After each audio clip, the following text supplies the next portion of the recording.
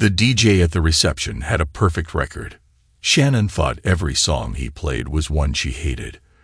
Of course, she hadn't wanted to come to the wedding in the first place, but since it was Robert's old college roommate who was getting married, she really didn't have an option. Where was her husband anyway? She wondered. Ah, there he was, over by the bar, deep in conversation with some guy she didn't know. This is worse than going to somebody else's high school reunion, she thought morosely. Hey P. A female voice yelled from the doorway, and Shannon's head shot up in surprise. Looking around, she spotted a young woman her own age with a drink in her hand. "Tracy," she squealed, "what are you doing here? I haven't seen you in forever." The two young women embraced excitedly. Then Tracy turned toward the man who'd accompanied her. "Hey Darren, this is Shannon, my best friend forever from back in high school. Shannon, this is Darren, my boyfriend." As Tracy made the introductions, Shannon looked the young man over with interest. He was a little over 6 feet tall with jet black hair combed back from his face, a jaw covered in dark stubble, and a silver earring flashing from one ear. Unlike most of the men at the reception, Darren was clad in tight black jeans and a black leather bomber jacket worn over a black t-shirt. Tracy found herself a bad boy, Shannon thought enviously. The couple joined Shannon at her table, and the two women began to talk animatedly while Darren ignored them and scanned the surroundings in amused contempt. It quickly became apparent to Shannon that Tracy had already hit the bar several times, judging by how loudly she was talking, but Shannon was just glad to see a familiar face in the throng. When their conversation paused, Darren took advantage of the opportunity. He turned to Tracy and pointed at Shannon. "You said her name was Shannon. Why'd you call her PK earlier?" Tracy laughed a little too loudly. "Because she's a preacher's kid," she said, "and we never let her forget it." The truth was that there was no way anyone, least of all Shannon, would ever forget that her father was the minister of a Methodist church in suburban Philadelphia. His position meant that she was expected to behave as a role model for others, but like so many offspring of religious figures, she responded by rebelling every chance she got, to her parents' unending dismay. In school, despite being bright and quick to learn, she performed poorly and was a constant disciplinary problem.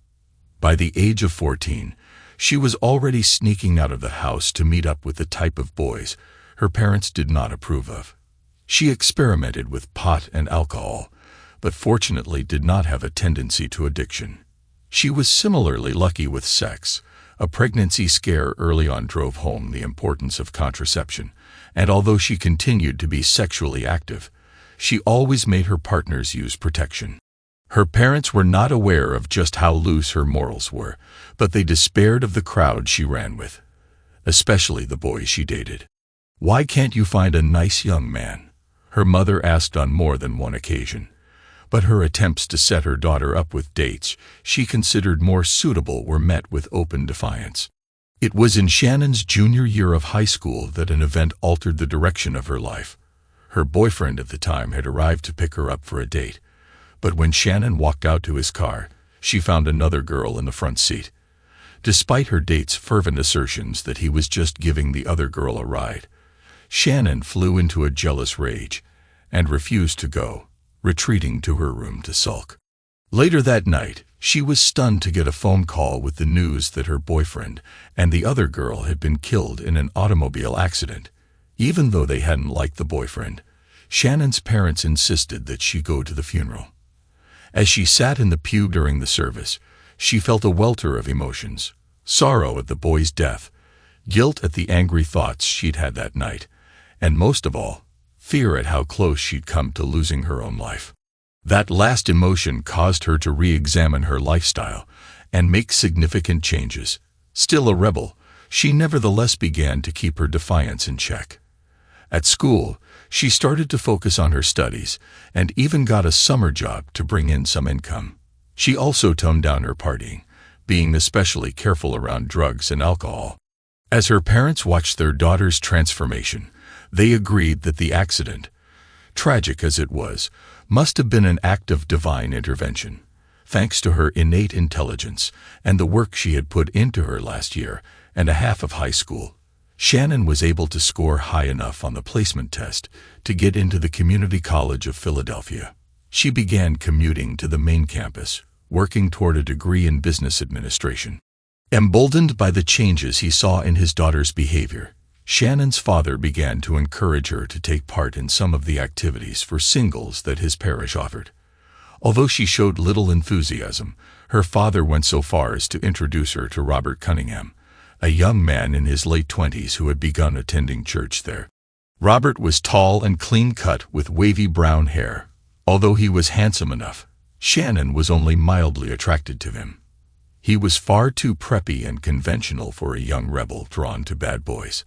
However, her attitude changed after she learned that the quiet young man was an agent with the Federal Bureau of Investigation. Numerous movies and television shows filled her head with images of danger and daring, and her interest in him grew accordingly. Robert, in turn, was entranced by the attractive young woman, and the fact that she seemed to share his attitudes and values only increased his desire.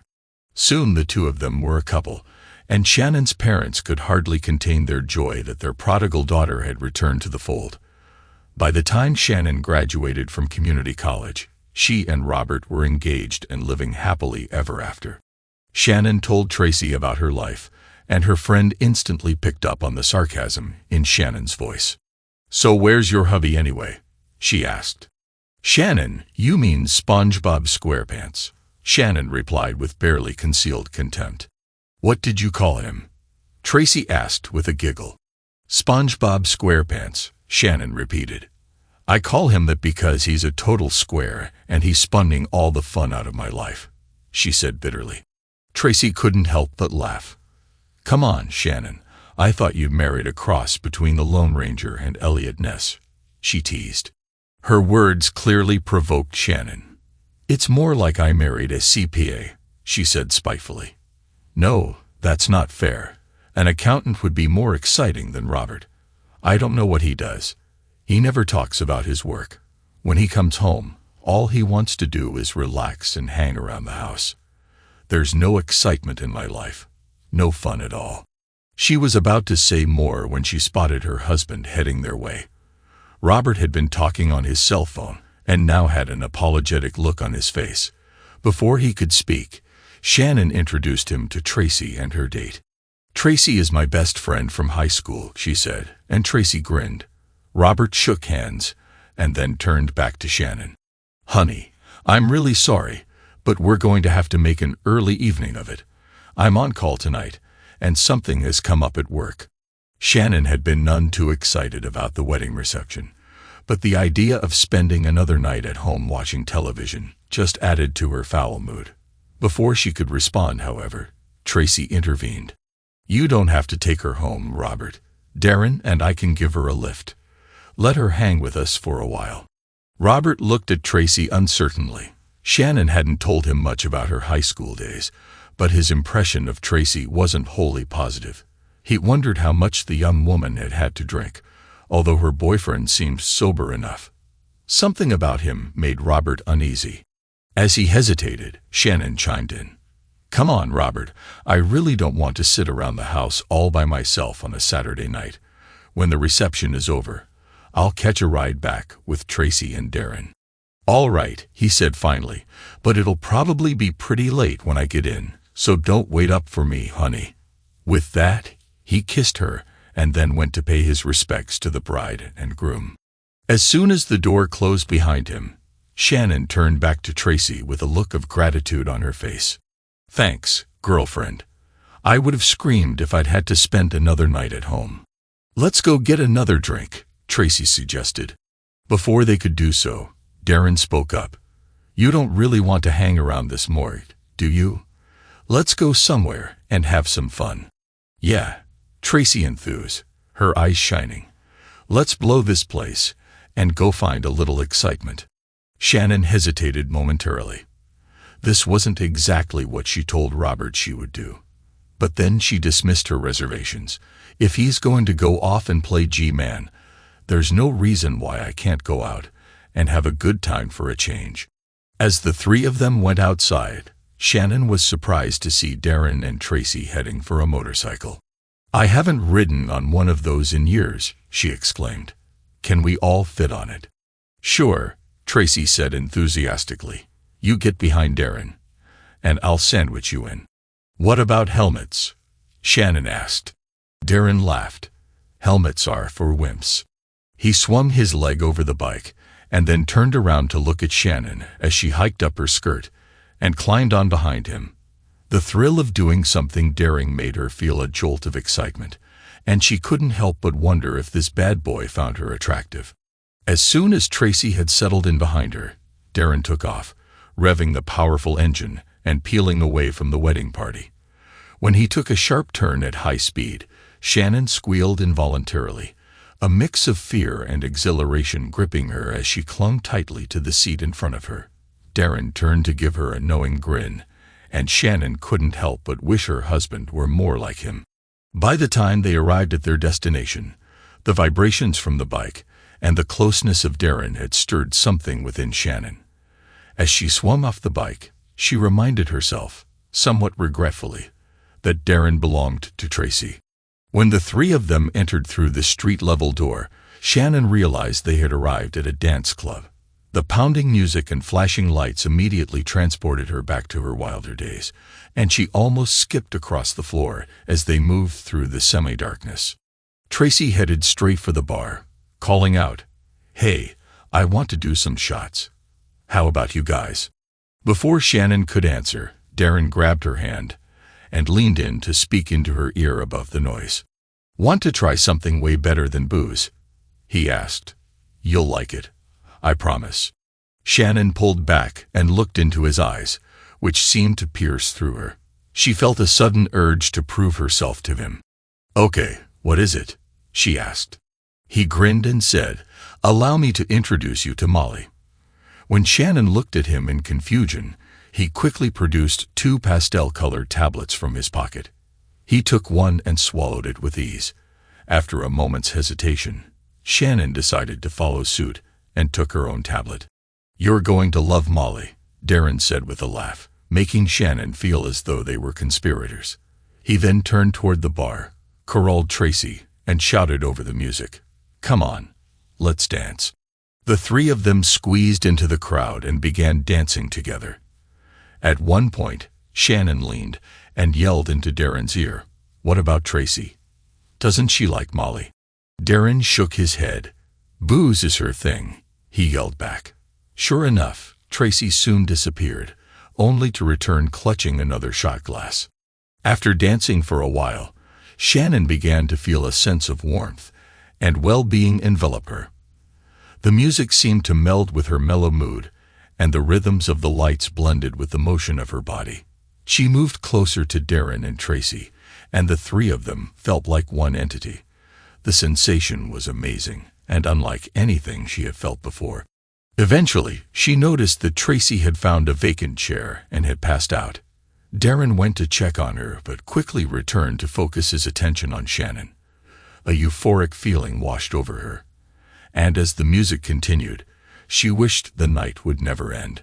Sometime later, she groggily watched as Darren picked up Tracy's unconscious body and tossed it over his shoulder. He then took Shannon's hand and led her outside to his motorcycle. He propped Tracy on the seat in front of him, draped her over the handlebars, and motioned for Shannon to swing on behind him. As he fired up the bike, Shannon was unaware of how much time had passed, only that she was exhilarated by the rush of the wind, the vibrations through the seat, and the warmth of Darren's body in front of her. Eventually, they stopped at an apartment building in the city. Darren carried Tracy inside while Shannon followed. Once inside, Darren unceremoniously placed the unconscious woman on the couch. Shannon came up behind him, wrapping herself around him and swaying to the music still playing in her head. Darren looked at her with a hungry expression, and Shannon felt a matching heat within her. Without a word, he pulled her into the bedroom and began kissing her passionately. She ran her hand over the front of his jeans and started to frantically tug at his belt. In their haste, they tumbled onto the unmade bed, their encounter rough and intense. When Shannon finally opened her eyes, she saw Darren pulling on his clothes. She lifted herself on her elbows and stared at him groggily. "That was incredible," she said. "It felt like we were at it forever. Just how long did it last?" He glanced at his watch and smirked. "About 2 hours." Shannon's mind reeled. No way we were having sex for 2 solid hours. He gave her a sly grin. "I told you you'd like Molly." She slumped back down on the bed. "I will never be the same," she said, exhaustion setting in. Then the implications of what he had just told her sank in. "What time is it?" she asked apprehensively. "Nearly 2, he said over his shoulder. She gasped. 2 a.m. My God, I've got to get home. By the time she had frantically pulled on her clothes, Darren was waiting for her. As they hurried through the living room to the apartment door, Shannon noticed Tracy still passed out on the couch. Thank God for that, she thought guiltily, not wanting to face the girlfriend she had just betrayed. The trip to her house took only 15 minutes, but to Shannon, it felt like an hour. As they rode, she desperately tried to come up with a plausible excuse for why she was so late, but her thoughts were too jumbled. When Darren pulled up in front of Shannon's home, she quickly swung off the bike. She wanted to say something to him, but her emotions were too chaotic. All she could manage was a muttered, "Thanks." Darren grinned and pulled away from the curb with a wave. As Shannon turned toward the house, the fear she had been suppressing hit her fully. She tried to unlock the door quietly, hoping that Robert would be asleep. If she could slip into bed without waking him, she thought, maybe she could come up with an excuse in the morning. To her surprise, when she peeked into the bedroom, Robert wasn't there. She thanked her father's God for this unexpected blessing and hastily tore off her clothes in the dark, hiding them in the bottom of the laundry basket. She wanted to take a shower but didn't dare risk it in case Robert came home and realized how late she'd been out. Instead, she threw on her nightgown and dove into bed, heaving a deep sigh of relief at her close call. Just how lucky she was became clear when she heard Robert's key in the door only a few minutes later. A frightening thought crossed her mind. What if he wants to make love? She had worn her panties to bed and stuffed tissues in them to avoid staining the sheets, but nothing would save her if he began groping her. Then it came to her. The best way to avoid such a catastrophe was to take the initiative herself, but not with passion, rather with anger. So when he tiptoed into the bedroom, she reached over and switched on the bedside lamp. "Where in the hell have you been?" She stormed at him so fiercely that he involuntarily took a step back. "I told you," he stammered. "I had to go out on business." "You've used that excuse too many times before," she snapped back. "I'm beginning to think you're seeing someone." He looked aghast. "No, honey, I'd never do anything like that. I love you." But she was on a roll now and not about to back down. "Well, if you're not seeing someone, tell me what you were doing," she demanded. "I can't do that, honey," he pleaded. "Can't or won't," she replied obstinately. It had been a long, hard night for Robert, and his weariness and frustration at his wife's accusations overcame his reticence. "It was a crime scene," he said wearily. "I had to go investigate." Inwardly, Shannon rejoiced that her tactics were working, but she didn't want to let him off the hook so quickly. "Crime happens every day, Robert. What made this so special that you had to be out until all hours of the night?" He sighed in resignation and began speaking in a low, cold voice. "You really want to know? All right then. It was a murder, actually, a double hit. 2 guys we've been after for a long time got executed tonight.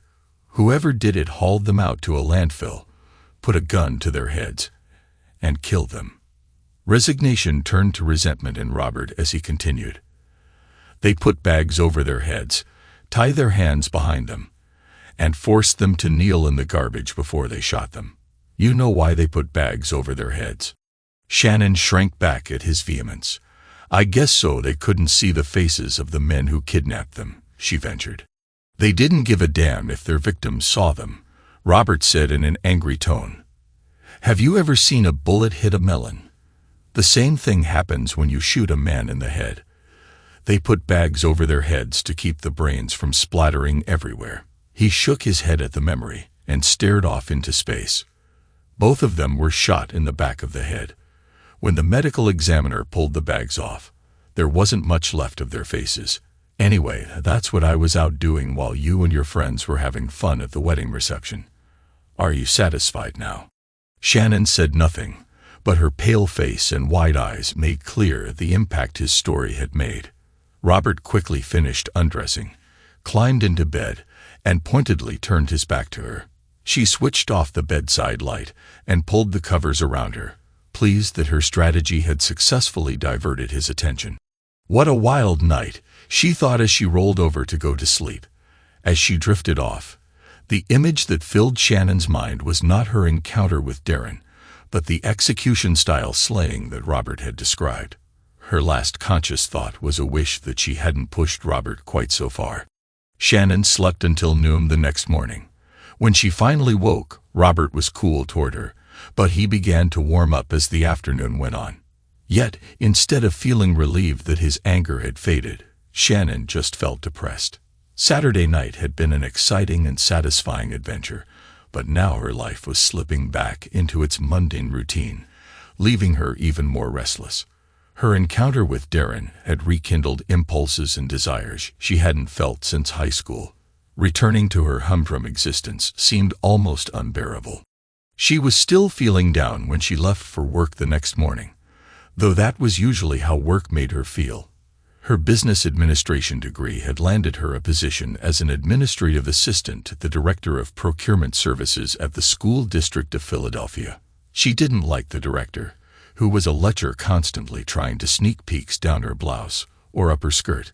But she was glad to have the job, and she made sure to give her boss a few inadvertent looks to ensure a good annual evaluation. Nevertheless, the work was mostly monotonous, and she had quickly grown tired of it. This Monday, however, held a surprise when the director went out to the lobby to greet a visitor and brought him back to the office. Shannon almost gasped. The visitor was none other than Darren. He was dressed in a suit and tie, his hair combed back conservatively, and the silver earring was gone. But there was no mistaking him. A slight grin crossed Darren's face when he saw Shannon, but he didn't say anything or give any other sign of recognition as the two men went into the director's office and the door closed behind them. Shannon's mind raced with memories of Saturday night and questions about Darren's unexpected appearance and his meeting with her boss. Curiosity got the better of her, and she clicked on the intercom system while carefully turning down the volume. The office had an old system that allowed the director to give her instructions without leaving his desk. Shannon had figured out how to use it for eavesdropping. It was risky, but she couldn't resist. As she listened to their conversation, she became more perplexed. Darren seemed to be no more than another salesman trying to sell cleaning and office supplies to the school system. She could hardly believe that Saturday night's bad boy on a motorcycle was a soap salesman by day. But the longer she listened, the more something seemed off about their negotiations. Darren confidently told her boss that he represented a new business trying to establish a relationship with the school system. Although the director didn't seem particularly receptive at first, the tone of the conversation changed. "Our company is eager to show you how competitive we can be," Darren said smoothly. "So eager, in fact, that we're prepared to make you a very special offer. It's not unusual for us to do business through a broker, and when we do, we pay the broker a 10% commission. Since there's no broker in this case, we'd be willing to offer you that same commission as a token of appreciation for helping us get our foot in the door." Shannon could hear the director rocking back in his chair and imagine the expression on his face. "You said a 10% commission?" the director asked, as though barely interested. "And what would be the limit on the order size?" "No limit at all, Mr. Director," Darren answered smoothly. "The commission would remain the same and apply to any size order. If you wanted a year's supply for the entire school district, we'd be happy to accommodate you." "And how would this commission be paid?" Shannon's boss asked, a little too quickly. "Our company is not big on procedures and red tape," Darren replied glibly. "I could bring you a cashier's check, if that would be satisfactory." There was a long pause, and Shannon wondered what was happening. Then she heard her boss start up again. "We at the procurement office are always interested in developing new resources for the district's needs. I think we'd like to place an order with your firm for this amount." The intercom clearly picked up the sound of a sheet of paper being slid across the desk. "Very good, sir," Darren replied. "I'll have your commission check ready late tomorrow morning." Shannon thought she heard the two men shake hands, assuming their negotiations were done. But then Darren spoke up again, this time in a slightly different tone. "Mr. Director, there is one other consideration I need to inform you about. Our company has experienced some unfortunate changes of heart, you might say, in the past from others to whom we've made a similar offer." Darren's voice, silky and smooth, cut through the tension. "We've paid the commission only to have the order canceled or sharply reduced. Consequently, our company now requires simultaneous payment for the order. Moreover, since we're paying the commission by cashier's check, it's only fair that the order be paid for the same way." Shannon heard the director's chair squeak as he sat upright abruptly. "This is most unusual," the director grumbled. "I don't even know if I have the authority to issue a cashier's check, especially for such a large amount." "You're right." Darren's voice was smooth as ever. "It is unusual. But so is the commission we're offering you. I'm sure you'd find it quite useful right now. Of course, if you need to adjust the size of your order to fit departmental standards, I would certainly understand." There was another long pause, and Shannon listened intently. Finally, the director spoke up. No, I think we can handle that. But be sure you're back here before noon. I have a luncheon to attend tomorrow, and I don't know how late it will run." Shannon, knowing the director had no such luncheon on his schedule, realized he wanted to deposit that check as quickly as possible. She quickly shut off the intercom and pretended to be hard at work at her computer as the two men emerged from the director's office. "Thank you again, sir. I look forward to a long and mutually rewarding relationship between our organizations," Darren said with enthusiasm, then turned and left without acknowledging Shannon. As she drove home that afternoon, Shannon couldn't stop thinking about what she had overheard. While she wasn't surprised that Darren might offer a bribe to secure the district's business, she found it hard to reconcile this with the image of him as a sales rep, even a crooked one. The mention of cashier's checks added another layer of confusion.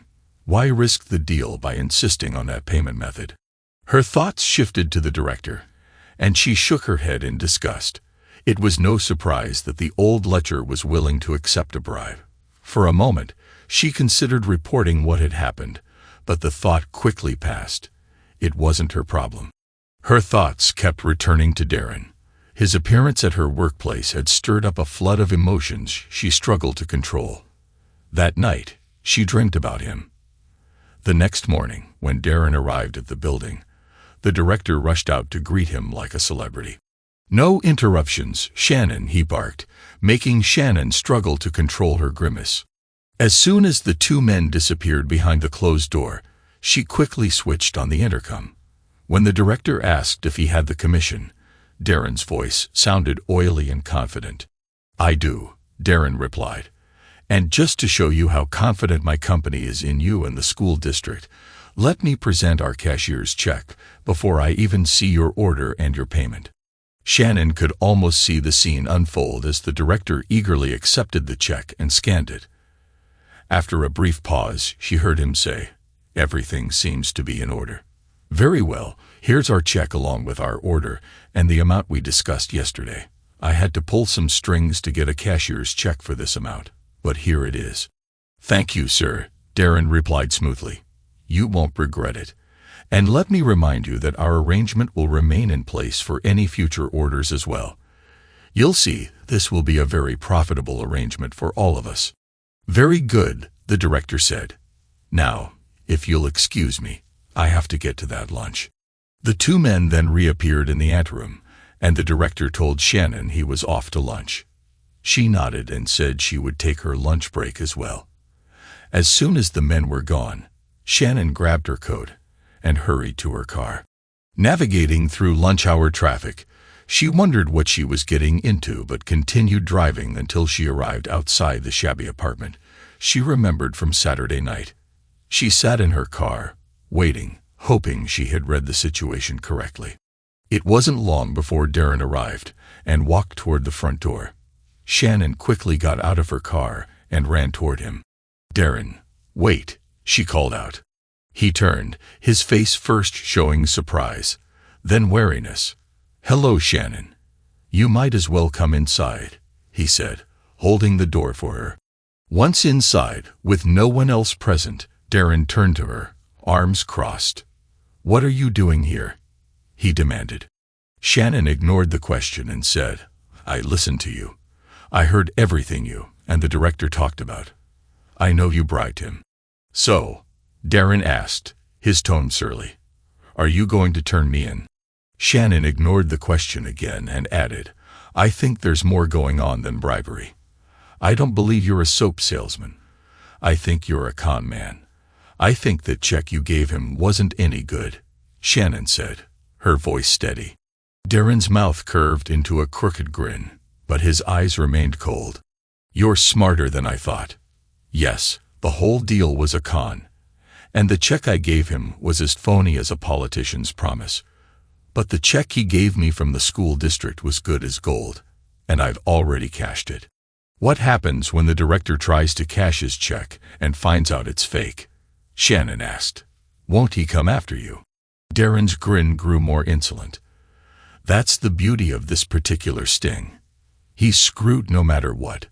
The only way he can report me is by admitting he took a bribe, and he probably won't be willing to do that until he has to explain why there haven't been any shipments of cleaning supplies. By then, I'll be long gone." Darren's eyes narrowed.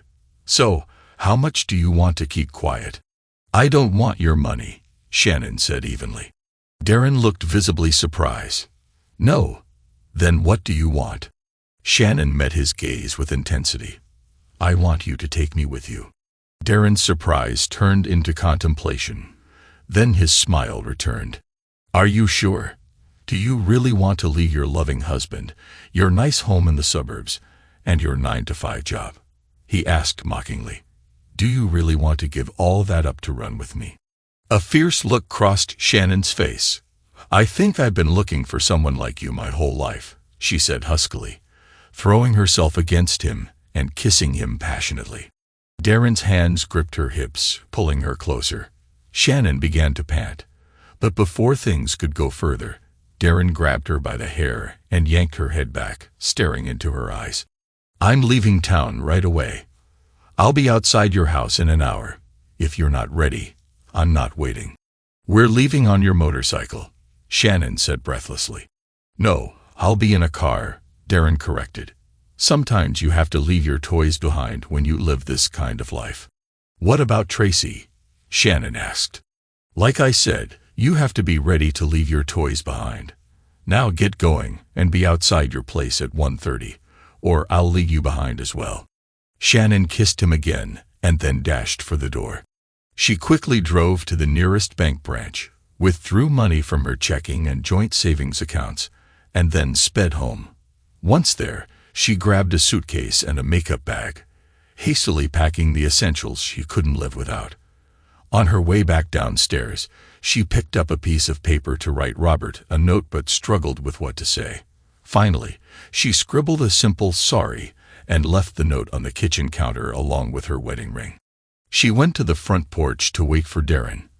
As she sat on the steps, doubt began to creep in. This was the most impulsive thing she had ever done, and her conscience screamed at her to stop before it was too late. But then, an undistinguished sedan pulled up in front of her house. With a soaring heart, she ran to the car, leaving the apartment door unlocked. She tossed her bags into the back and slid into the passenger seat as Darren pulled away from the curb. As they drove off, Shannon's thoughts drifted to Robert. She felt a pang of guilt. He truly loved her, and this would hurt him deeply. She also thought about her parents and how disappointed they would be when they found out. But she pushed these thoughts aside with determination. It was her life, and she was taking control. The next few months were a blur for Shannon. Darren drove south to Wilmington, and they moved into a cheap motel. Their days and nights were a chaotic mix of vacation and honeymoon, filled with smoky nightclubs, a drug-induced haze, and endless, passionate sex. Everything was spontaneous, and Shannon relished the lack of responsibility, the freedom to sleep in after partying all night, and the absence of anyone to answer to. It was like being a teenager again, but without parents to curtail her excesses. She occasionally thought of Robert and her parents, but dismissed those thoughts angrily. That was then, this is now, she told herself. I'm living my life on my terms. So it was a shock when Darren woke her one afternoon and informed her that she would need to get a job. We're low on money, he explained. We need to make some cash. Still groggy, Shannon asked, what do you want me to do? You're going to become a legal secretary, Darren said. But I don't know anything about legal work, Shannon protested. You don't know anything about handling pigeons either, Darren replied calmly. But you will. First, however, we need to go shopping. That afternoon found them at Nordstrom in a Christian mall, southwest of downtown Wilmington. As Shannon navigated through the women's department, she noticed Darren strolling several aisles away. Continuing her shopping, she soon found a black Alexander W. pencil skirt with a zippered slit at the side. It looked ideal, so she asked the salesgirl for her size. The fit was perfect. After trying it on, Shannon hung the skirt back on the rack, leaving it slightly askew. She told the salesgirl she wanted to shop some more and moved on to blouses. Shannon focused on a white, long-sleeved blouse that seemed appropriate for the office. Remembering Darren's instructions, she tried on one size smaller than usual. After admiring herself in the mirror, she returned the blouse to the rack, leaving it protruding slightly. Next, she made her way to the shoe department, where she tried on several styles before selecting a pair of elegant black high-heeled pumps. Despite the $300 price tag, she purchased them with cash. Shannon then strolled to the food court and took a seat. Moments later, Darren joined her, carrying a large bag from Champ Sports. Did you get everything? She asked anxiously.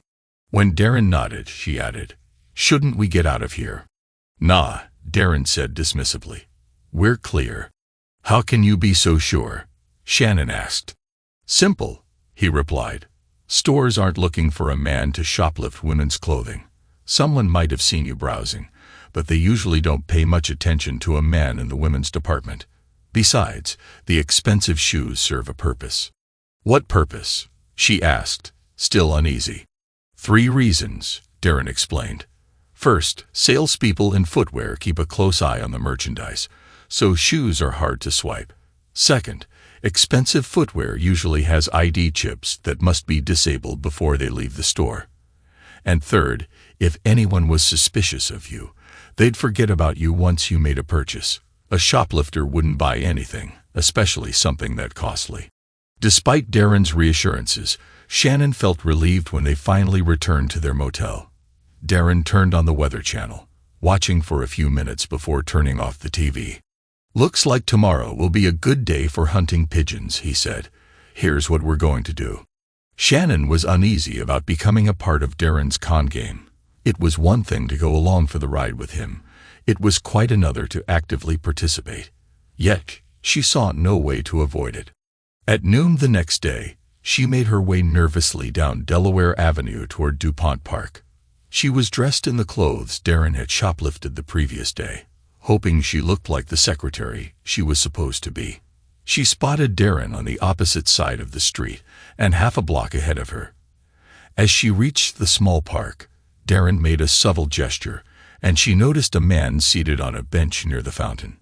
She glanced back at Darren for confirmation, and when he nodded, she approached the stranger. He appeared to be in his late 60s, with thinning gray hair, wearing an older-style suit with noticeable wear at the cuffs and collar. Taking a deep breath, Shannon said, "Excuse me, sir. I think you dropped this," holding up an oversized, unmarked business envelope. The man looked at her and then at the envelope, taking the opportunity to give her a second glance. "No, I'm sorry, young lady, that doesn't belong to me," the old man said with a smile. "Are you sure?" Shannon asked, pointing out that she had found it under the bench where he was sitting. He shook his head again and said, "No, it's not mine, but thank you for asking." Shannon sat down beside him on the bench and watched as his eyes drifted to the slit in her skirt. "What should we do about this envelope?" she asked. "It feels heavy." She passed the envelope to him, and he took it into his hands. After a moment, he handed it back to her. "Maybe there's an address or something inside that will tell us who it belongs to," she suggested, meeting his gaze. "That's a good idea," he said, clearly enjoying the interaction with her. When Shannon unclasped the envelope and peeked inside, she gasped. "Oh my gosh, it's filled with money," she exclaimed, thrusting the envelope back into his hands. His eyes widened as he discovered the contents. "How much is in there?" Shannon asked excitedly. The man looked down at the stacks of bills in his lap, his eyes widening. "These are packets of $100 bills," he said in a hushed voice. He quickly began to count the money, and once finished, he turned to her and said, "There are 20 packets, and each one has 25 bills. That means there's $50,000 in here." Shannon's eyes widened. "Can we keep it? I mean, there's no name on the envelope and nothing inside to indicate who it belongs to. That would be $25,000 for each of us." The desire was evident in his eyes, but he wasn't fully convinced. "I think we have to report this to the authorities in case someone lost it," he said. Seeing her disheartened expression, he added, "But maybe if no one claims it, we can keep it." Shannon's eyes lit up as an idea struck her. "My boss is an attorney. He works in that building right across the street. Let me call him. He'll know what to do." Before her companion could respond, Shannon pulled out her cell phone and called her boss. After a brief conversation, she hung up and turned back to the man. "He said he was on his way to a meeting, but will stop by on the way to see us. Oh, look, there he comes now." She pointed to Darren, who was appropriately dressed in a dark blue suit, white shirt, and striped tie, carrying a heavy legal briefcase. After introductions, Shannon explained the situation. Darren took the envelope, briefly checked inside, and looked down at Shannon and the older man.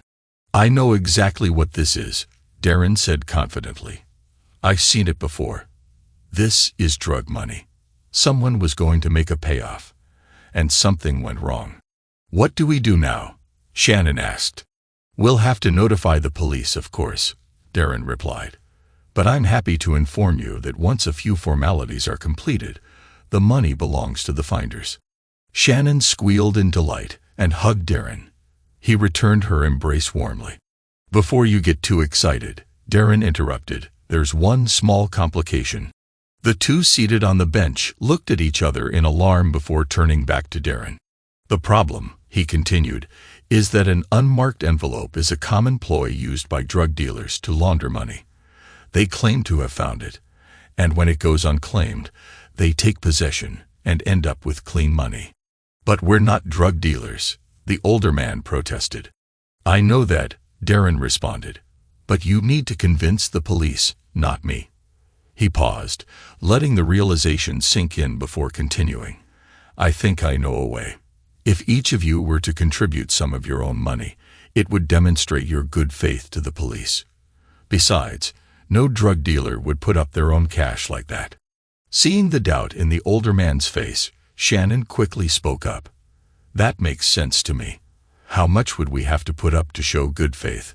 "What would be ideal," Darren said, "is if each of you could contribute half of the total money. That would clearly show the police that you're honest and not trying to pull a money laundering scheme." Shannon spoke up again. "I had a little over $25,000 in my savings account at the bank across the street. If it means a chance to double that, I'm willing to get it, especially since we're going to give it to the police." She turned to her companion. "What about you? Can you do the same?" When he hesitated, Shannon hurriedly added, "My husband and I could really use $25,000. I bet that much money would come in handy for you too. Yes, it would, the older man agreed. After a moment of decision, he added, my bank is just down the street. I could pull $25,000 out of my retirement account. Perfect, Darren said. Now here's what you need to do. Each of you needs to withdraw the money while I contact the police. Be sure to have your bank put the money in an envelope with the withdrawal receipt and seal it. That way, there can be no question where the money came from. Then get back here as quickly as you can. Shannon grabbed the older man's hand and excitedly tugged him off the bench.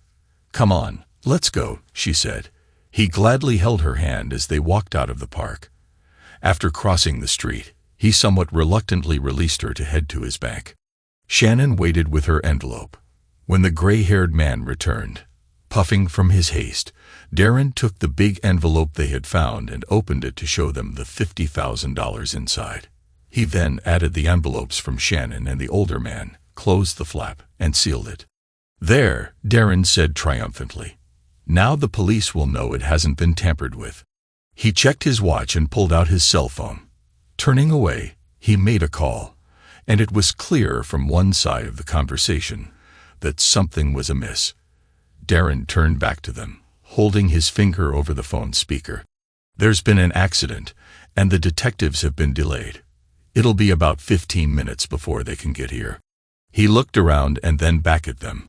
Listen, I don't feel comfortable holding this much money out in the open like this. We need to put it in a safer place, Darren said, turning to the older man. Is your car parked nearby? The gray-haired man nodded quickly. Yes, I'm parked on the first level of the parking garage right over there. Good, Darren said approvingly. We'll go over there and lock the envelope in the trunk of your car. I'll let the police know where to look for you. With that, they walked across the street and into the garage, with the older man leading the way. There's my car, he said, pointing to a Chevrolet in the middle of one row. As they neared the car, there was a clatter of metal on concrete, and Shannon let out a little squeal. Oh, I dropped my phone, she said, bending over carefully to pick it up.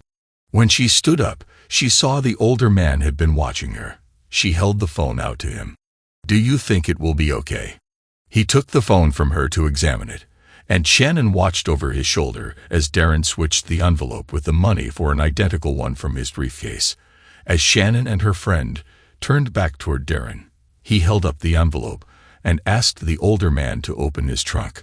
Darren ostentatiously placed the envelope inside, slammed the lid close, and asked the man to lock the car again. Now I feel better, Darren said reassuringly. I'm sorry, but if I don't hurry, I'll be late for my meeting. The police should be here any minute, so you two just wait for them by the car. Before they could say anything else, Darren hurried away. The older man looked around uneasily, and Shannon quickly gripped his arm. So tell me, she asked with an encouraging smile, what are you going to do with all that money? The man eagerly began talking about European vacations and other dreams, with Shannon nodding and smiling in agreement. When he paused for breath, Shannon's expression shifted to discomfort. Darn it, I really need to go to the bathroom. I'm going to run to the bank's ladies' room, and then I'll be right back. She leaned over and gave him a kiss on the cheek. Don't go away now, she said with a smile before hurrying toward the door to the lobby. Instead of stopping, she rushed straight through the lobby and out of the building. Turning west, she walked down the street until she reached an alley where Darren was parked with the engine running. When he pulled away, she was almost shaking from the adrenaline rush. How did I do? She asked excitedly. Like a pro, baby, like a pro, Darren responded with a chuckle. That's how you do the pigeon drop. He laughed. I wish you could have seen it when you bent over to pick up your phone. That old guy's eyes almost popped out of his head, staring at your hips. How long before he opens the trunk and finds the envelope stuffed with newspaper? She asked. Long after we're out of here, Darren said with a grin. Shannon laughed giddily and settled back in her seat as they drove to the motel. When they arrived, Darren turned to her. You go on inside and wait for me. I've got to make a quick trip to the bank. What bank? She asked, confused. "The Bank of Moscow," Darren said calmly. "The Bank of Moscow?" she asked in surprise. "I've never heard of it. Why do you have to go there?" "It's better that you don't know," Darren replied curtly. When he saw her frown, he hurried on. "When I get back, we'll go out and party." As Shannon waited, she began to reflect on what they had just done. Now that the thrill of the con had worn off, she felt a pang of guilt for the old man they had just robbed. Memories of his well-worn clothes came to mind, and she felt a wave of remorse. She pushed the thoughts away angrily. He probably has tons of money stashed away. He won't miss it, she told herself, though she felt a bit depressed. She had wanted the excitement of being with a bad boy, but she hadn't anticipated becoming an active participant in his schemes. "My dad would just die if he knew," she thought. "And so would Robert." The thought made her angry at herself. "Why should I even care what they think?" she asked herself in disgust. To lift her spirits, she fished a joint out of Darren's bag and lit it. By the time Darren returned, she was high, giggly, and hungry. Darren was amused. "Come on, baby," he said. "Let's go get something to eat, and then we'll have a little playtime." A week later, Darren informed Shannon it was time for them to move on. "We're leaving as soon as I get back," he told her. When she asked where he was going, he only said it was a business meeting. After Darren returned, they quickly loaded their bags into their nondescript car. Darren drove to the motel office, settled their bill, and then got behind the wheel, heading north on I-95. "Are we going back to Philadelphia?" Shannon asked. "No," Darren replied curtly. "Where then?" Shannon asked curiously. "Newark," Darren said. "We've got a big business opportunity there," Darren replied. "What opportunity?" Shannon pressed. Darren sighed audibly. "All right, we've got some time ahead of us, so I guess now is as good a time as any to explain. Remember the con I pulled in Philly with the school board?" he asked, glancing at Shannon. "Of course," she replied. "Well, there's a similar situation in Newark, but on a much larger scale. If we play our cards right, we might be able to make a really big score, one that could set us up comfortably for a long time." "Why not Wilmington?" Shannon asked, puzzled. "What's so special about Newark?" Darren rolled his eyes and began to explain. "Newark runs the biggest education system in New Jersey, but it has one of the worst graduation rates in the state.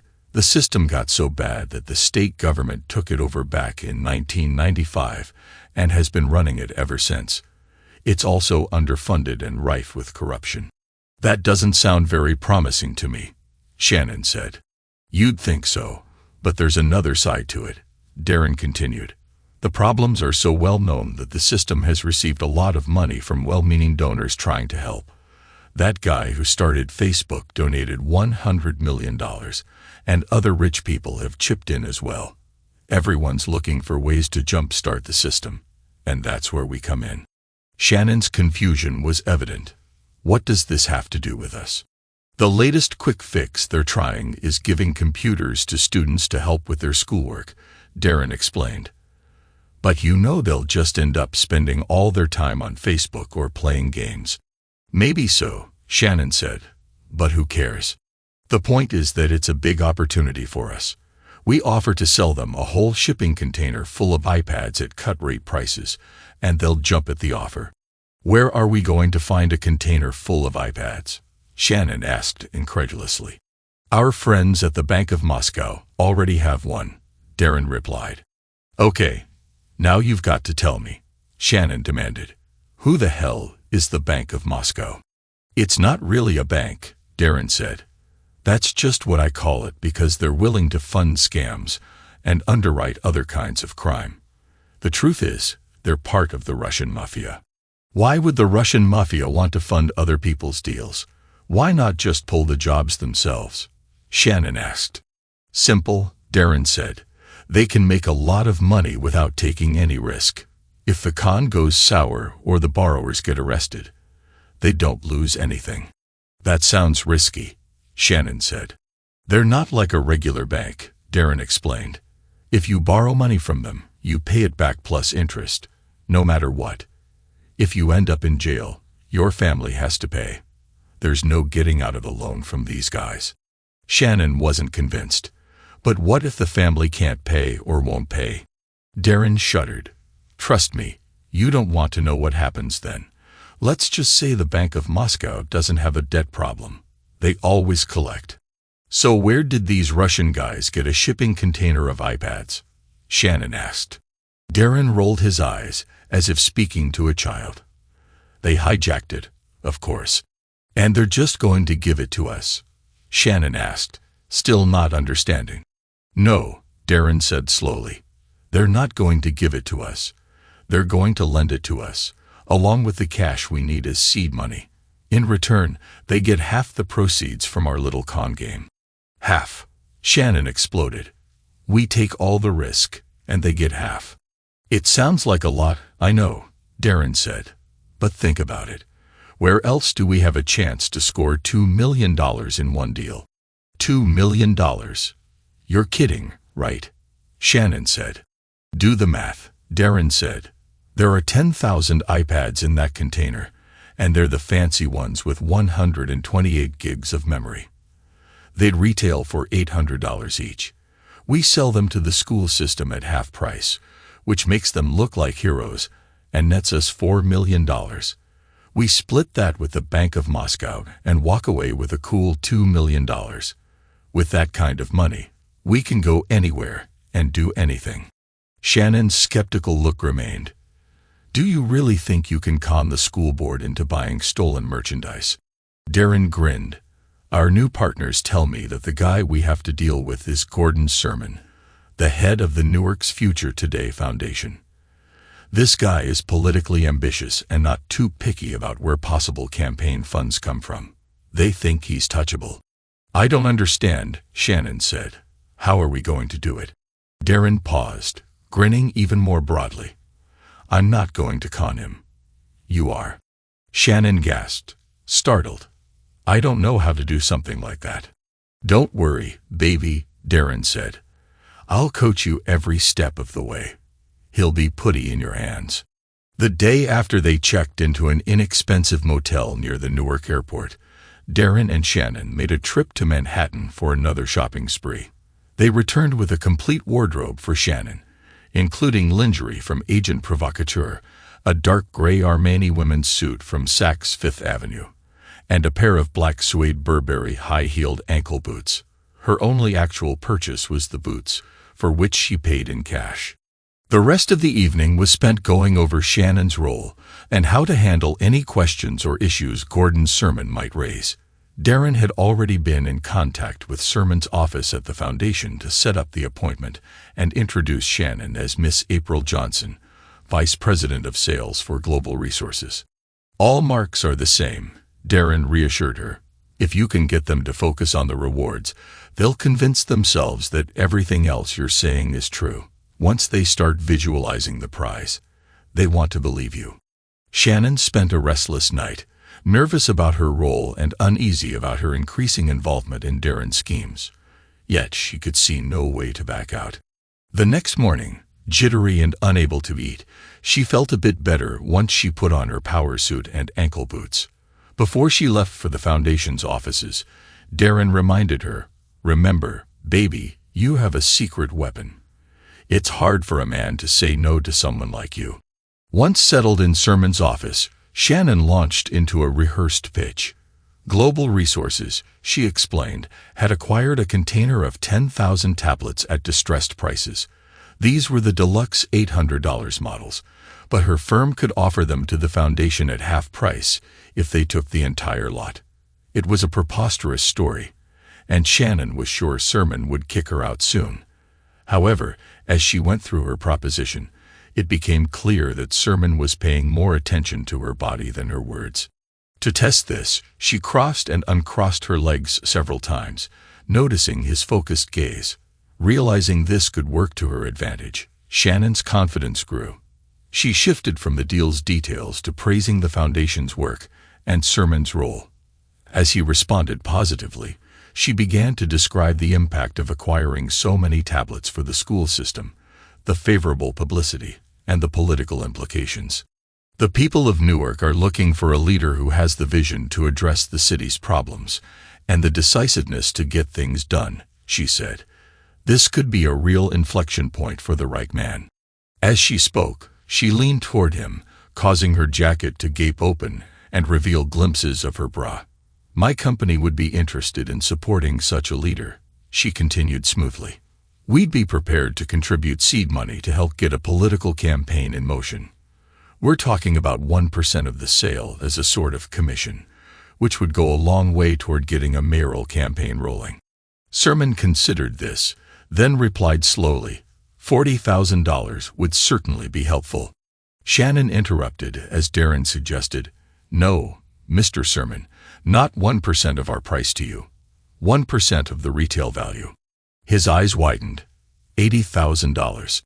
Exactly, she said with a smile. Sermon stared off into the distance, then refocused and narrowed his eyes. You've given me a lot to think about, Miss Johnson. I'd like a bit more time to consider your proposition before coming to a final decision. Shannon's smile broadened. Of course, Mr. Sermon, but you must realize that we have other potential opportunities for moving this merchandise. Rapid inventory turnover is key to our success. Sermon nodded, understanding. Why don't we plan to meet tomorrow at the same time to continue our discussion? Shannon smiled, rose gracefully, and extended her hand.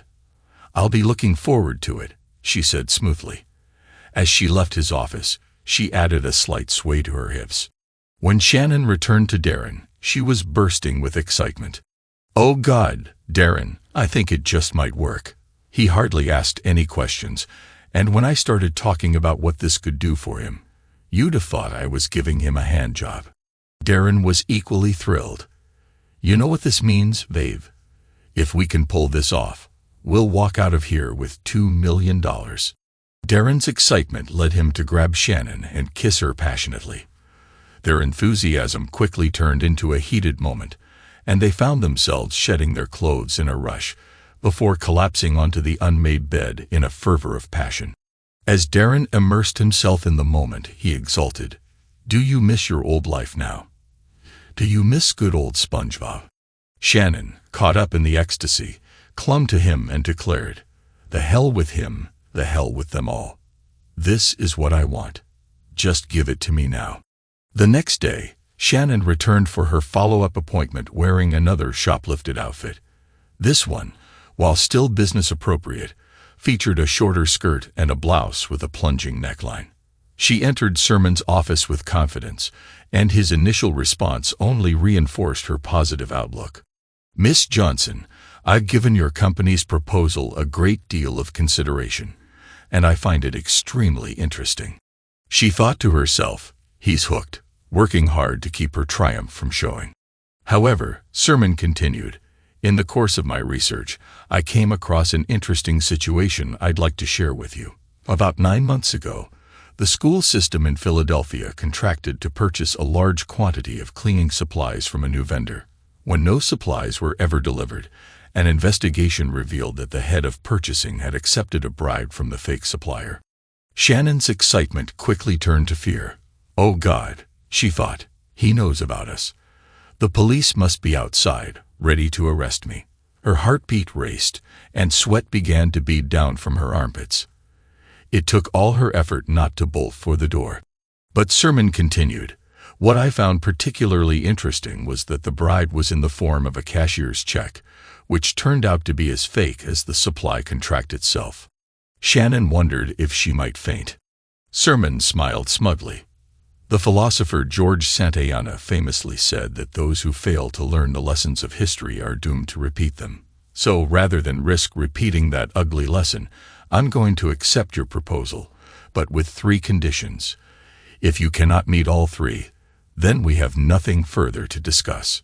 Shannon was stunned, struggling to comprehend what was happening.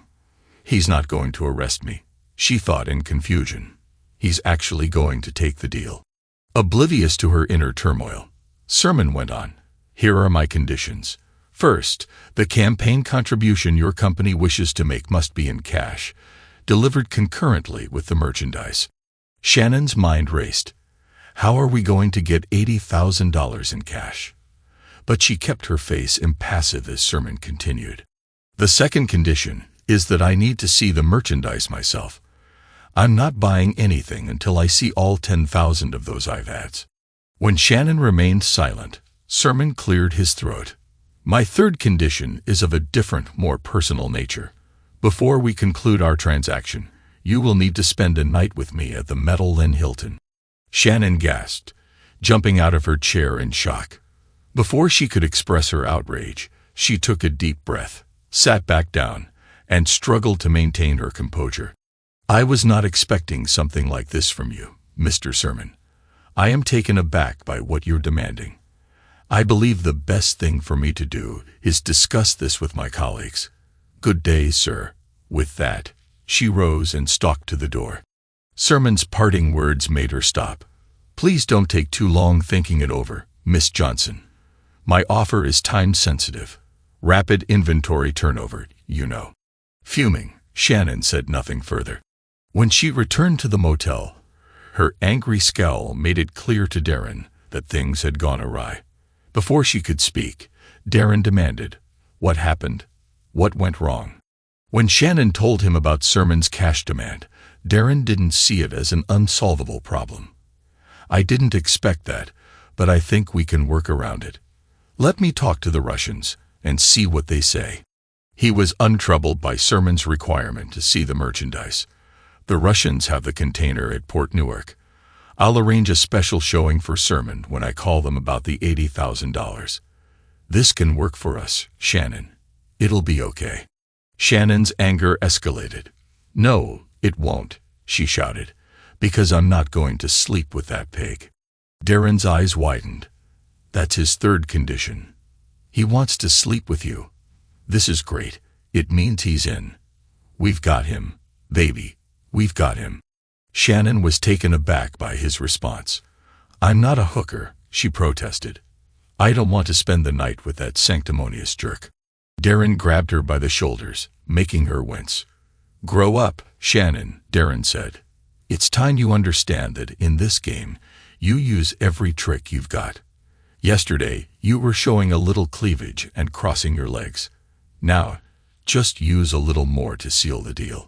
Shannon, almost in tears, asked, But what about us? How will you feel if I have to sleep with him? Darren wrapped his arms around her and hugged her tightly. He lifted her chin so he could meet her gaze. Oh, baby, I'll love you even more if you pull this off. This is like winning the World Series. It's huge. One night with a mark means nothing to me. Shannon looked up at him, wanting to believe his reassurances, but she was still troubled.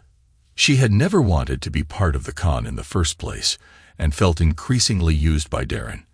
Despite wanting to make him proud and the rewards the job could bring, she struggled with the idea of being used in this way. After a few moments, she reluctantly agreed to do what Darren wanted.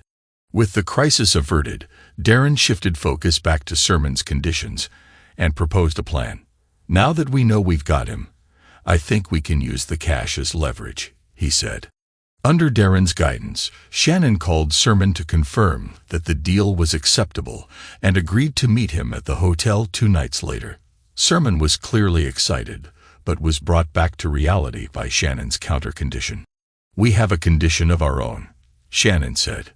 If you want our campaign contribution in cash, you'll need to pay for the computers in cash as well. Sermon's reaction was one of outrage. How do you expect me to get $2 million in cash? And even if I could, the largest bill in circulation is $100. Do you have any idea how much that would weigh? Shannon put the phone on mute and looked at Darren with a worried expression. Darren told her to hold firm. When she resumed the call, she said, If you can't manage the cash, then give us another option. Otherwise, the deal is off. Sermon's anger simmered down after a few minutes. What about Eurobonds? He proposed.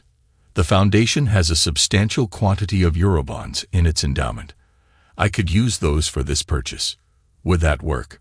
Shannon looked at Darren, who shrugged uncertainly. He quickly scribbled on a piece of paper and held it up to her. Let me consult with our financial team, Mr. Sermon," Shannon said. "I should be able to call you back within the hour."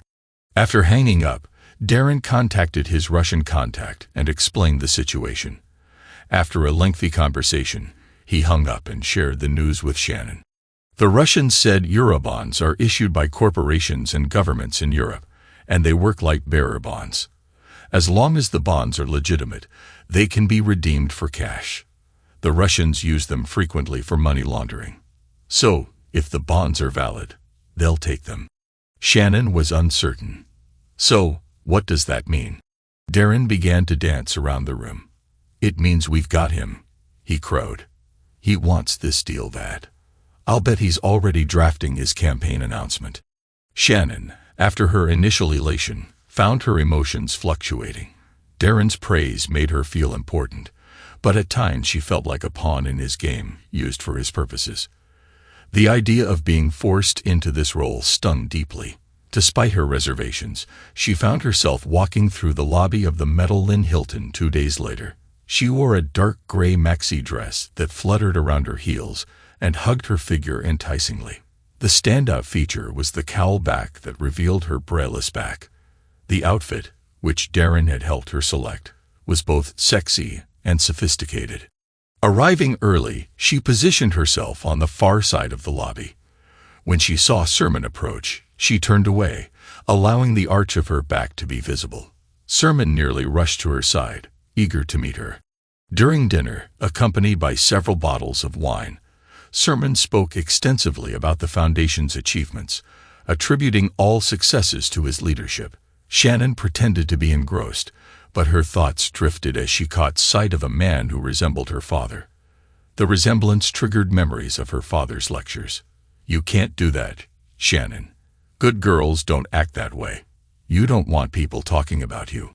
As these memories surfaced, her teenage rebelliousness returned. "I'll do what I want," she thought defiantly. The reluctance she had previously felt evaporated, and she began to embrace the idea of playing her role in the scheme. Impulsively, she leaned across the table and interrupted Sermon's monologue. "That's very interesting," she said with a seductive tone, "but wouldn't you like to take a bottle of wine upstairs and continue the conversation in your room?" The spark in her eyes gave him all the encouragement he needed, and he quickly settled the bill. In the elevator, her newfound assertiveness took over. She grabbed him by the tie and pulled him toward her for a passionate kiss that left Sermon breathless. "I knew you were hot," he moaned. Once inside the room, Shannon continued to take charge. After locking the door, she took several large swigs of wine directly from the bottle. She then pushed Sermon into a chair and slowly slid her dress off her shoulders, letting it fall down her arms. "Screw them," she thought to herself. "Screw them all. Sermon, Darren, Robert, Daddy, all of them." With that, she arched her back and let out a cry as her climax overcame her. The sensations continued, prolonging her pleasure until it finally subsided. She then slumped against Sermon's chest and quickly fell asleep. Several hours later, she awoke, confused and disoriented. The view of Manhattan's lights through the window reminded her of the events of the previous evening. As she became fully awake, a sense of elation washed over her. She reveled in the thought of having successfully seduced and conned Sermon, who would soon hand over $2 million in cash. She fell asleep almost immediately after turning away from the thought. The next morning, the sunlight streaming through the windows brought with it a throbbing hangover and a mouth that felt as if it had decayed. When she looked over the side of the bed, she saw a pair of legs in suit pants and lace-up shoes. Sermon sat down in a nearby chair and said gruffly, "Now let's talk business." The passive demeanor he had shown the night before had vanished. "Here's how it's going to go," he said curtly. "You will meet me at my office at 5 p.m. this afternoon. Bring me $80,000 in cash in a briefcase. Come alone, or the deal is off. I'll have the Eurobonds ready. We'll count the cash and the bonds to make sure everything is legitimate. Afterward, we'll go to a storage locker I've rented. You bring a heavy-duty padlock. I'll have one too. We'll lock the money up so neither of us can pull any tricks. We'll leave the money in the locker while we inspect the merchandise at the container terminal. Once I verify that you have the tablets, we'll return to the storage locker to collect our money." He paused. "Got it." When she nodded, he looked at her intently. "Remember, no tricks," he added. Shannon held his gaze, trying to hide her distaste. "No tricks," she confirmed. Sermon gave her a thin smile and headed for the door, but turned back to add, "Oh, and I was right. You were quite the catch." Shannon stared at him as he left. When she returned to the motel, Darren was waiting impatiently and demanded a detailed account of the encounter. He seemed particularly interested in the intimate details, which confused Shannon. As she described Sermon's outline for the transaction, Darren's expression turned thoughtful. "I'll need to make some adjustments," he said, "but I think we can make this work. Let me talk to the Russians and make some plans." With that, Darren left to make arrangements. Shannon packed their belongings, feeling a deep sense of depression. The rebelliousness from the night before had faded, replaced by self-doubt. Sermon's treatment had made her reflect on the reality of her situation, and she felt a profound sense of shame. Shannon tried to convince herself that she didn't care what others thought, but she wasn't fully convinced. To lift her spirits, she focused on the potential future with the money. "I'd really like to see Paris," she thought, imagining herself strolling by the Eiffel Tower, shopping at exclusive French salons, and dining in fine restaurants. The thought brightened her mood, and she felt almost normal again when Darren returned. Darren entered the motel room carrying a large briefcase. "Okay," he said, "I think we've got it all worked out." He patted the briefcase. "Inside this case are the documents you need.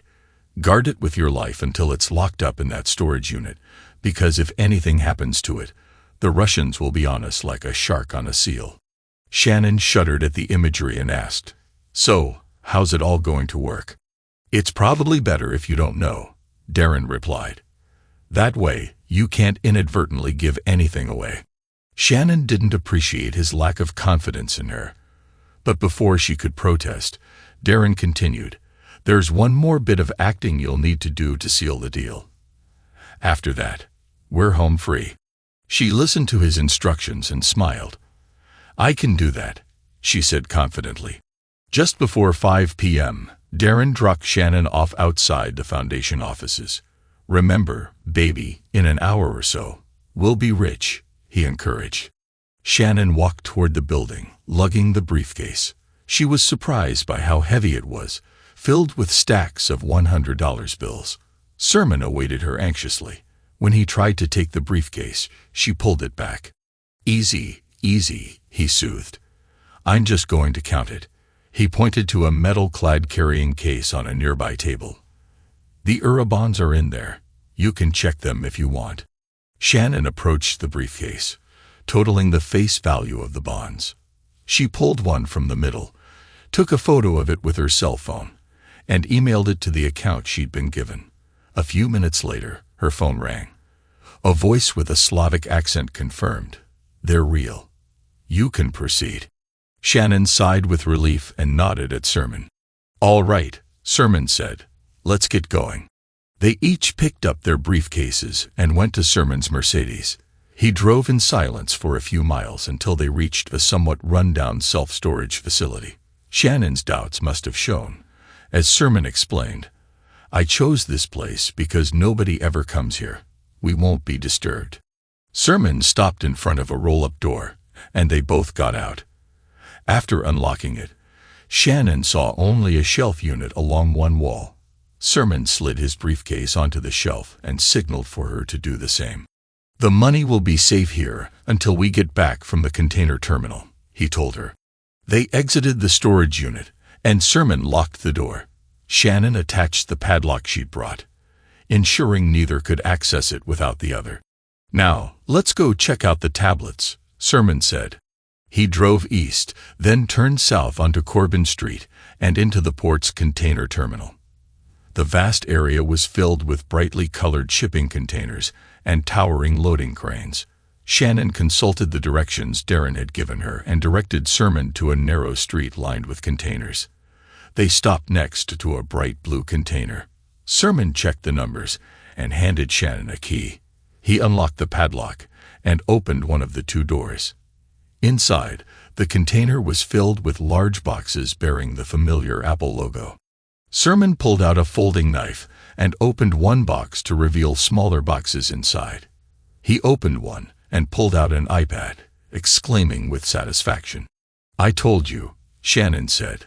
Then, following Darren's instructions, she added, "But you'll want to check the boxes in the back just to make sure they're all the same." "Right," Sermon agreed eagerly, climbing over the boxes toward the far end of the container. As he neared the back, Shannon couldn't wait any longer and started trying to close the container door. Hearing the creaking hinges, Sermon turned and yelled, "What the hell are you doing?" He scrambled back toward the front as Shannon struggled to close the door. The locking pole was stuck, and Shannon wasn't strong enough to move it. As Sermon approached, she turned in fear and ran up the alley of cargo containers, eventually reaching the street. She yelled in frustration and rage. Sermon emerged from the container and saw her jump into Darren's waiting car. He quickly ran back to his Mercedes to chase after them. But before he could even get out of the cul-de-sac, an 18-wheeler pulled across the entrance, blocking his way. Sermon angrily jumped out of his car and demanded that the driver move, but the man responded in a language Sermon didn't understand. The driver and his helper began unloading their truck while Sermon stood there, cursing in frustration. Shannon was still shaking as she and Darren drove out of the container terminal and headed for the self-storage unit. "I felt like I was running in tar," she gasped. "I was sure he was going to catch me." Darren just grinned. "You don't need to worry about Sermon," he chuckled. "Those truckers have orders to keep him there an hour before they move their rig. We'll be long gone by then." "Won't he call the police?" Shannon asked anxiously. "And send them to the storage unit to find all that cash and those Eurobonds?" "Not likely," Darren replied. "That would be the end of his political dreams for sure." Darren laughed as they pulled into the self-storage unit, which was deserted. Shannon quickly ran to the door of Sermon's unit and used the key to unlock her padlock. Meanwhile, Darren opened the trunk of his car and pulled out a pair of bolt cutters. It took a bit of effort, but the heavy-duty cutters made quick work of the shackle. Darren grabbed the handle and raised the door. "Here we go," he said with glee, and ducked inside. Shannon followed, only to see Darren frantically searching the inside of the small container. He turned around, grabbed Shannon's shoulders, and began to shake her. "Where are the briefcases?" he yelled. "Where's the money?" Shannon twisted free of his grip and went over to the bare shelving unit to look for herself. "We left them right here," she said in confusion. "I know they were here." "Sermon must have taken them," Darren said, grasping for an explanation. "No, he didn't," Shannon shrilled. "I saw them with my own two eyes. They were on the shelf when we locked the door." Darren grabbed his head and began to moan. When he looked up at her, his face had gone pale. "Oh God, oh God," he cried. "This is bad. This is very bad. The Russians will kill us if we don't get them their money." His fear caused Shannon to panic. "It's not our fault, Darren," she cried desperately. "Somebody must have stolen it. The Russians will understand. They have to." "You don't get it," Darren shouted. "These are really bad people. I know what they've done to others who owed them money, and we owe them a pile of it. We're as good as dead." "No," Shannon yelled, grabbing Darren's arm. "We can talk to them. We can pull another con and then pay them back." "Let me go, you stupid," Darren screamed, shoving her so hard that she fell to the concrete floor, bruising her hip. "I've got to get out of here." As she looked up in shock, Darren dashed out of the storage unit and headed straight for the car. "Wait for me," she yelled, struggling to get to her feet, but Darren ignored her and started the engine. Before he could even get the car in motion, two large black SUVs pulled into the driveway, blocking him completely. Several large men ran to the car door and yanked Darren out of the driver's seat. Within seconds, they had bound his hands behind him and thrust him into the back seat of one of the SUVs. As Shannon stood there, paralyzed, rough hands grabbed her arms and twisted them behind her back. Heavy plastic bands tightened around her wrists, and she was propelled toward the opposite door of the same SUV that held Darren. Once inside, another plastic band was wrapped around her ankles, leaving her completely helpless. In terror, she glanced over at Darren only to see one of the men pull a burlap sack over his head. Then her own vision went dark as she felt the rough cloth envelop her face. She began to plead with her captors, but a rough voice ordered her to be quiet, and she obeyed out of fear. As the car sped up, Shannon suddenly remembered Robert's account of the mob execution he had investigated the night she'd met Darren.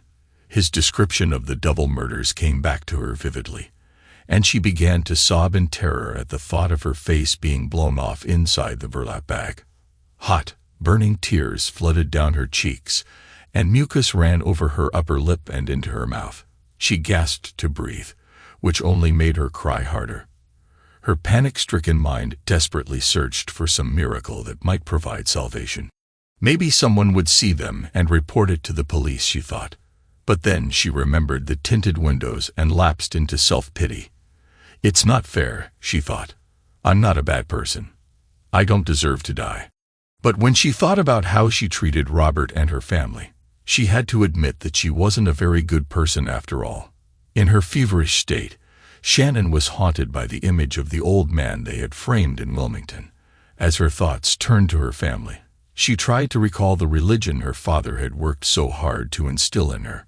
She mentally bargained with God, promising to change her life and be a better person if only he would spare her. Despite her efforts, she couldn't remember any prayers and finally slumped down in her seat, overwhelmed with despair. From her side, she heard a sound and realized Darren was whimpering. And to think I thought he was a bad boy, she raged to herself. The car went around a curve, causing her to shift on the seat, and the pain from her bruised hip reminded her of Darren's cowardly attempt to flee without her. She silently began cursing him and herself for her fascination with him. Abruptly, the car made a sharp turn, and the vibrations from the tires indicated they had turned onto an unpaved road. A new jolt of terror surged through Shannon. "We're at the landfill," she thought, and began sodding again. The SUV abruptly braked to a stop, almost throwing Shannon into the seat in front of her. The door beside her was thrown open, and she shrieked as she felt hands groping her legs. "Hold still," a gruff voice ordered. The plastic band around her ankles fell off, and then a hand grabbed her, pulling her from the car. The unknown abductor led her forward, and she could hear Darren shuffling alongside her. They stumbled over the rough ground for about 20 yards, and then stopped. Strong hands gripped her shoulders and forced her down on her knees. The ground was rocky, but in her fear, Shannon hardly noticed. A voice to one side asked, "How much longer?" 5 minutes max, came the reply. At first, Shannon was perplexed, but then the awful truth hit her. She had less than 5 minutes to live. She started to slump to the ground, but a hand roughly pulled her back up. As she knelt there shivering in terror, she heard footsteps approaching from behind. Suddenly, light flooded through the loose weave of the burlap. It must be the car headlights, she thought, and then she shrieked as she felt a hand at the back of her head. At that instant, the bag was yanked off her head. In the blinding light, all she could see were a pair of legs standing in front of her. "Is this what you wanted?" a bitter voice rang out. Shannon gasped. "That sounds like Robert's voice. Is this really the life you wanted, living like a common criminal, always on the run with someone like him?" the voice asked again. Now Shannon knew she was right. Robert's voice dropped to a level, but was raw with emotion. "I would have given you anything, Shannon, done anything to make you happy. I would have taken a bullet for you." She could do nothing but hang her head in shame and misery. "Here," he said sharply. When she looked up, she saw him reach into the inside pocket of his jacket. Instinctively, she flinched, but instead of the pistol she feared, he pulled out an envelope and threw it on the ground in front of her. "Since you wanted it so badly," "Here are your divorce papers," he said bitterly. He stared at her for a minute, then looked around at the others. "I'm done here. You can have the two of them now," he said, and walked away from the kneeling pair. One of the other figures standing outside the circle of lights spoke up. "All right, people, the show's over. Let's get back to work." Shannon and Darren were pulled to their feet, their hands still bound behind them, and led to the SUV. They were maneuvered into the back seat, and someone dumped the envelope in Shannon's lap. Minutes later, they were on the highway heading southeast. Darren was the first to recover from the ordeal, and in an angry voice demanded, "What the hell was that all about?" The figure in the passenger seat of the front row turned around, and Shannon was surprised to see that it was an attractive African-American woman.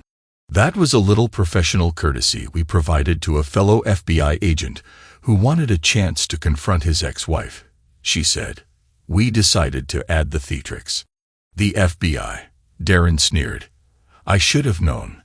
How long have you been after us?" The agent laughed. "Hell, you two are just little fish in a big pond. We weren't even after you.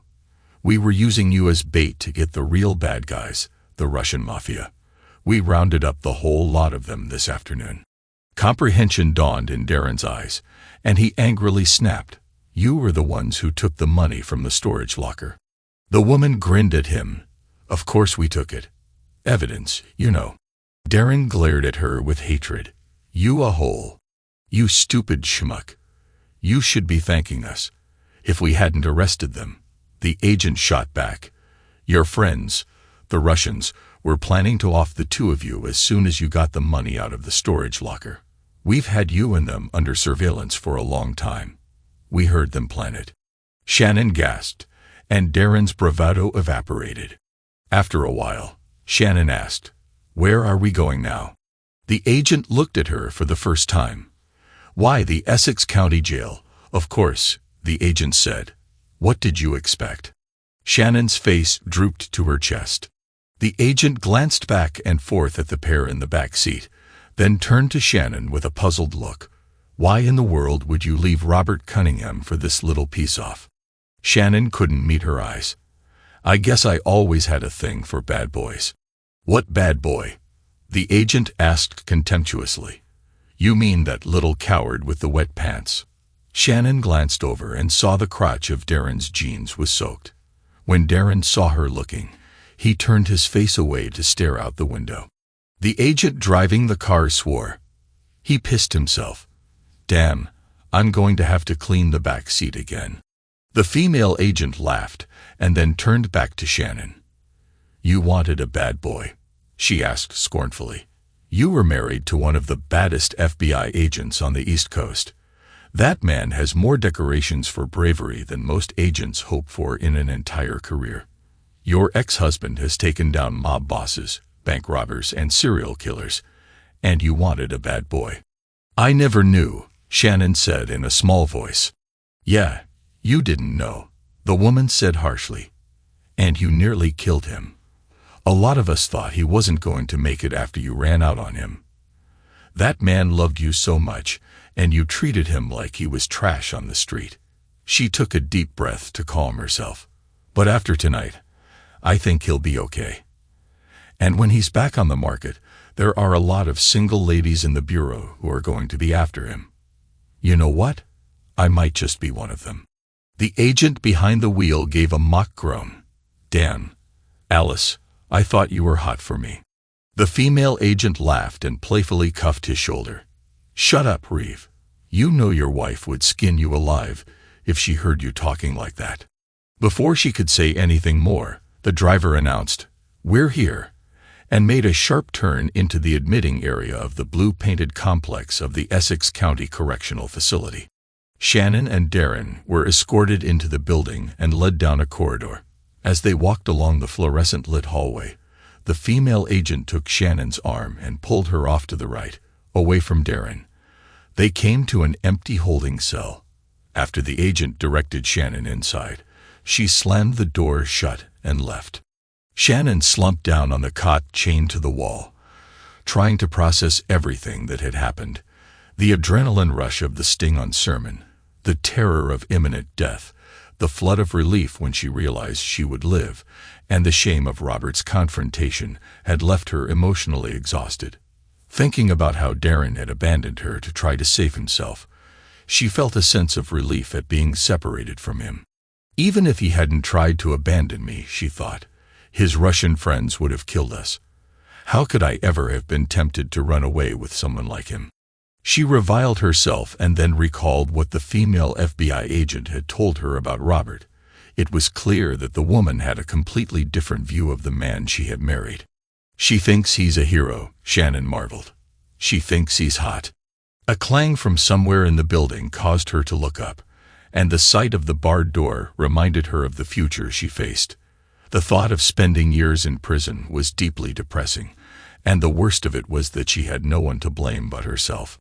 Suddenly, the female agent reappeared at the bars, unlocked the cell door, and beckoned to Shannon. "Come on," she said, leading Shannon down a corridor that ended at a door. When she opened it, cool night air hit Shannon's face. They were in the parking lot, and a car was waiting with the engine running. Shannon looked back at the agent in confusion. "What's happening?" The agent simply motioned her toward the waiting vehicle. Then the door opened, and a familiar figure got out. "Daddy!" Shannon cried out in disbelief. When she saw that it was indeed her father, she dashed to him and threw her arms around him, sobbing into his lapels. "I'm so sorry, Daddy. I'm so sorry for everything." "Let go, honey," he said, his voice choked with emotion. She let him lead her to the passenger side of his car. "Where are we going?" she asked.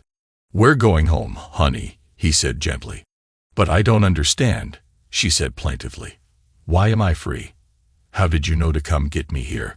As her father pulled out onto Doris Avenue and headed toward the on-ramp for the New Jersey Turnpike, he glanced over at his prodigal daughter.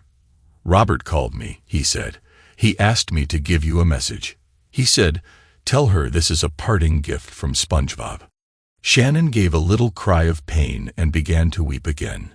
She couldn't decide whether her unexpected and wholly undeserved redemption was an act of kindness by Robert or the harshest punishment he could have inflicted on her.